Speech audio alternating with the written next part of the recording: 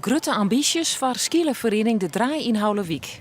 Bij de start van het seizoen werd duidelijk dat verbreding van de baan van 5 naar 6 meter de hoogste prioriteit had. Want als dat realiseren is, wordt het makkelijker om de toppers naar Houwelwiek te halen en weer belangrijke wedstrijden te organiseren. 2012 was het laatste jaar dat het NK hier is geweest.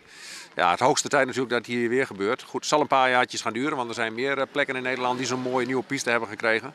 Maar ja, goed, wij kunnen straks weer een NK aan gaan vragen. We hebben natuurlijk de ambitie om hier ooit nog eens een keer weer een NK te houden. En daar blijft het natuurlijk niet bij. Het is de start van het seizoen en Kineltsen in zijn roentjes draaien op de skielenbaan van Houwelwiek.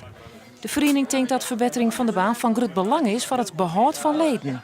Kijk, als de baan niet meer aan de eisen voldoet, dan zie je ook dat de jeugd andere banen, andere verenigingen gaat zoeken waar ze wel op goede pistes kunnen trainen. En ja, goed, als dat hier niet het geval kan zijn, dan verlies je toch de toppers en de jeugd aan andere verenigingen. Dat zou jammer zijn. Het brede maatje van de skielenbaan kost het in totaal €80.000. De helft daarvan is al terug de vereniging zelfs binnenhellen. De andere €40.000 komt waarschijnlijk van de gemeente Instellingwerf.